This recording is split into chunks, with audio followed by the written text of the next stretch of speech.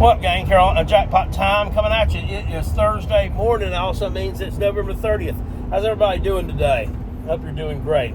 As you see from the thumbnail, and as I had suggested about a week or so ago on this channel, if you've been rocking it with me the long way, you'd know, if you've been watching these videos, that Juice Wells, Antoine Juice Wells, the Gamecock wide receiver who played 2022 season and was injured for most of 2023. First team All-SEC selection in 2022 after transferring him from then FCS James Madison, has entered, or is going to plan on entering, the NCAA transfer portal.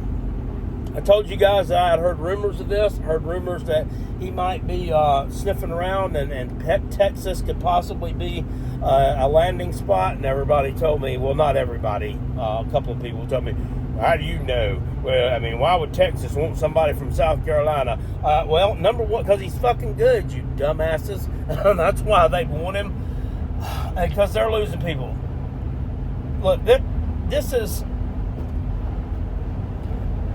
I'm not real mad about this because I saw it coming, but I'm still a little bit perturbed about it in the fact that South Carolina just never seems to come out on top in these situations. Now, I'm not going to do the popular thing as Carolina Jackpot always does. I'm going to speak my mind. I'm going to go against the grain. If it happens to go against the grain, it happens to go against the grain. A lot of you people probably feel the same way when one of your players transfer.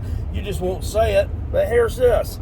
I'm not going to sit here and wish him the best of luck after he's gone. I'm not going to hope that you have the greatest career ever and thank you so much for what you did during your time here and blah, blah, blah. Because I think it's shit. I think it's shitty because you told everybody that you were coming back. That's what you said. You told them you were coming back. Now, in the back of my mind, I'm sitting here saying, yeah, but where are you coming back to? Because I've already heard these rumblings and rumors. Well, most of the other parts of the fan base haven't. And they're naive, and they think that you're coming back and you're all in. Well, I don't want to use that term. But that you're going to be all in as a member of the Gamecock 2024 team. They're all excited about it. You allow them to be all excited about it. What you should have done was said that, I'm going to wait until the season is over, and then I'm going to take some time to myself and figure out what I want to do as far as my future endeavors goes. And leave it at that. Leave it at that. You should not have said I'm coming back. That was horse shit. So, and it could be that he may end up returning to South Carolina if they get up enough of a bag to bring him back. And they won't, because there will be someone else that outbids him for those services. And if it's Texas that is involved, forget about it. Forget about it. You ain't getting him. So, have a great career wherever you decide to go. We're always seem to find ourselves in these type of situations. As far as for a career perspective, I can't blame the guy for leaving South Carolina because he's got a career in the league. He's not going to be able to leave this year and go to the league, and he's not going to get the kind of money he wants. If he's drafted at all, he's going to be a very, very low-round draft pick. Now, he has the skills to be a higher-round draft pick, but he wasn't able to put them on display this year. And, look, I mean, I don't think anybody's really looking at 2022 stats and 2021 stats when that's all you have to offer when you were hurt all last year. It's just the way that it is. When he didn't play against Clemson, when they said the doctors had cleared him to play, according to Beamer, I'm pretty sure that right then at that particular point in time, I knew in the back of my mind that he was gone. And Shane Beamer, I think that he's been kind of disrespected in this deal. Now, I'm not real high on Shane Beamer right now, as you guys already know. I don't think he's the guy to coach this team into the future. I don't think he's going to build what we need here. But at the same time, I don't think that he needs to be kicked when he's down, nor am I going to kick him when he's down. Well, I believe Juice Wells kicked him right square in the face when he was down. Maybe Beamer's a little smarter than I'm giving him credit for. Maybe he sees this coming. But from a career perspective, I can not really blame Wells because he wants those numbers. He ain't going to get those numbers next year at South Carolina. Number one, not playing the schedule that they're playing. Number two, not playing with what's probably most likely going to be a redshirt freshman quarterback starting, even though nothing against him. I think he has an absolutely tremendous upside. And I think 3 years from now, he's going to really, really be something special. Next year, it's going to be a lot of bumps and bruises. It's going to be a lot of lumps.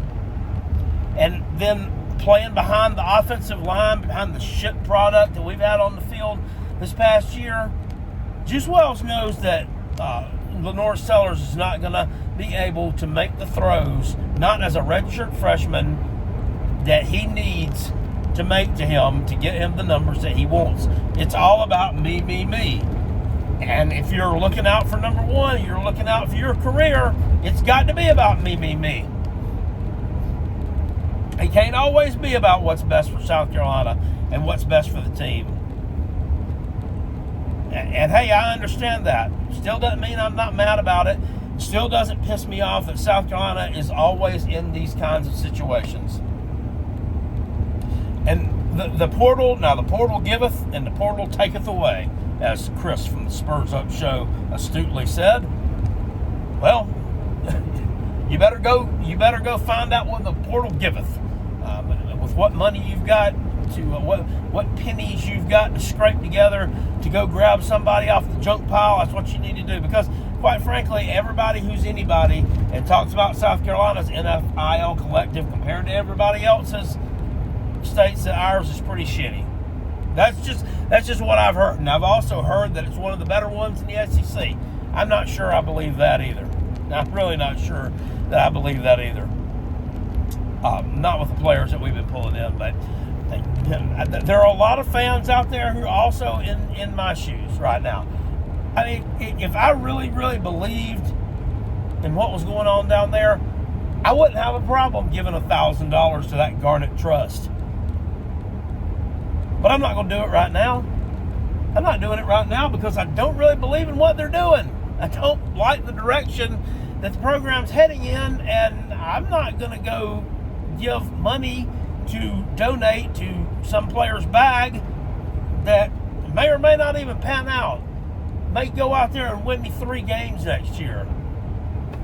I'm sorry, and it's just a vicious cycle, and it's a nasty cycle to have to be part of, but I'm not donating to that, and I know a lot of people who won't, and I know a lot of people who have in the past who were members of the Gamecock Club, and then they see the way that things are going, things are being ran, they're like, not right now, not for me, not while I'm giving all that money to that women's basketball.